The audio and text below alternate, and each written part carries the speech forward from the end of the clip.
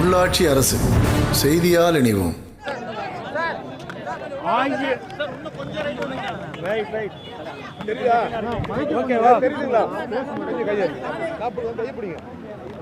ஆங்கிலேயரை எதிர்த்து தாய் நாட்டிற்கு சுதந்திரம் பெறுவதற்காக இறுதி வரை போராடிய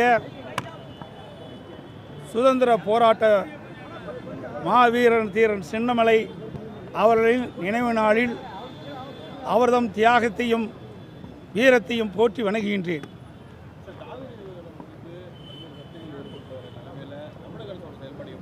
நான் பல முறை அறிக்கை விட்டுட்டேன். உங்கள் தொலைக்காட்சியிலையும் ஊடகத்திலையும் பத்திரிகையிலையும் வெளிவந்திருக்குது.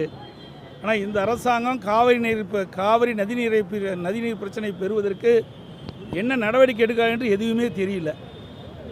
இன்றைக்கு தமிழகத்தில் இருக்கின்ற அனைத்து இந்திய அண்ணா திராவிட முன்னேற்ற கழகத்திலிருந்து பல அரசியல் கட்சி தலைவர்கள் காவிரி நதிநீர் பிரச்சனை மற்றும் மேகதாது அணை கட்டுவது குறித்து கர்நாடக அரசு எழுப்புகின்ற பிரச்சனைக்கு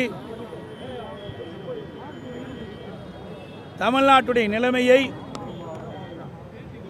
அனைத்து அரசியல் கட்சி தலைவர்களையும் அழைத்து பேசி கருத்துக்களை கேட்டு அதோடு டெல்டா மாவட்டத்தில் இருக்கின்ற பல்வேறு முக்கிய விவசாய பிரதிநிதிகளை கூட்டத்தையும் கூட்டி அவருடைய கருத்துக்களையும் கேட்டு அதற்கு பிறகு மூத்த சட்ட வல்லுநரோடு ஆலோசித்து காவிரி நதிநீர் பிரச்சனைக்கும் மேகதாது பிரச்சனைக்கும் ஒரு தீர்வு காண வேண்டும் என்று அனைத்து இந்திய அண்ணா திராவிட முன்னேற்ற கழகத்தின் சார்பாக ஏற்கனவே நான் ஊடகத்திலையும் பத்திரிகையின் வாயிலாக அறிக்கை வெளியிட்டேன். ஊடகத்தின் வாயிலாக பேட்டி கொடுத்தேன்.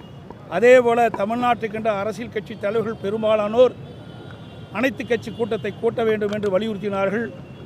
விவசாய பிரதிநிதிகளும் அனைத்து விவசாய பிரதிநிதிகளும் அழைத்து கருத்துக்களை கேட்க வேண்டும் என்று தெரிவித்தார்கள். ஆனால் இந்த அரசு அதை பற்றி எல்லாம் சிந்திக்கவும் இல்லை, கவலைப்படவும் இல்லை, அதை பொருட்டாக எடுத்துக்கொள்ளவும் இல்லை. இது மிகுந்த வேதனை அளிக்கின்றது.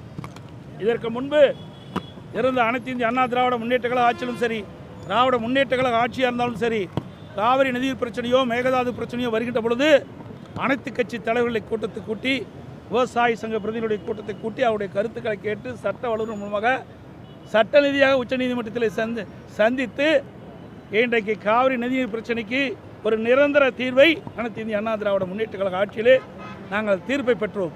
அந்த தீர்ப்பை கூட இந்த அரசு காப்பாற்ற முடியாத ஒரு நிலையிலே இருக்கின்றது என்பதுதான் வேதனையான விஷயமாக பார்க்கப்படுகிறது. ஆமாம், அங்கே இருக்கிற அரசாங்கம் அரசியல் கட்சி தலைவர்களை மதிக்கின்றது, அங்கே இருக்கின்ற விவசாயிகளை மதிக்கின்றது. இங்கே இருக்கின்ற அரசாங்கம் செயல்படுவதா என்று கேள்விக்குறியாக இருக்கின்றது. ஏன்னா இந்த அரசாங்கத்துக்கு எந்த அனுபவமே கிடையாது. கட்சி ஆரம்பிக்கப்பட்டு கிட்டத்தட்ட 2.25 வருஷம் தான் ஆகுது. காவிரி நதிநீர் பிரச்சனை முழுமையாக எதுவுமே தெரியாது. இன்றைக்கு அனைத்து இந்திய அண்ணா திராவிட முன்னேற்ற கழக ஆட்சியிலும் சரி, அல்லது திராவிட முன்னேற்ற கழக ஆட்சியிலும் சரி, இந்த காவிரி நதிநீர் பிரச்சனைக்கு எவ்வளோ போராட்டம் நடைபெற்றிருக்கின்றது நாட்டு மக்களுக்கு தெரியும். அதோட பல அரசியல் கட்சி தலைவர்களும் காவிரி நதிநீரை பெறுவதற்கும் மேகதாது அணையை கட்டக்கூடாது என்று எதிர்ப்பு குரல் தொடர்ந்து பல ஆண்டுகளாக இன்றைக்கு நாம் போராடி வருகின்றோம். அதையெல்லாம் வரலாறு தெரியாத ஒரு ஆட்சி தான் இந்த ஆட்சி அப்படின்னு நீங்கள் சொல்லுவது நிஜம்தான். கூட்டப்படும். இப்போ ஏற்கனவே அனைத்து மாவட்ட அமைப்பு நீதியாக உள்ள அனைத்து மாவட்ட நிர்வாகிகளும் அழைத்து அதிலே தலைமை கலைஞர்கள் தான் வந்திருக்கிறாங்க. பொதுக்குழு உறுப்பினர்கள் கலந்துக்கிட்டாங்க. எல்லாமே அவருடைய கருத்துக்களை எல்லாம் கேட்டுக்கிறோம். சட்டமன்ற கூட்டத்தொடர் முடிந்தவுடன் ஒவ்வொரு முதலிலே செயற்குழு கூட்டப்படும், பிறகு பொதுக்குழு கூட்டப்படும். நான் ஏற்கனவே சொல்லிட்டேன், இந்த அரசு கையிலாகாத அரசு. நமக்கு கிடைக்க வேண்டிய வாய்ப்பு இழந்துட்டோம். ஒரு நல்ல உயர்தர மருத்துவ சிகிச்சை கிடைக்கக்கூடிய தமிழகத்திற்கு அந்த வாய்ப்பு நழுவி போய்விட்டது இந்த ஆட்சியால். அனைத்து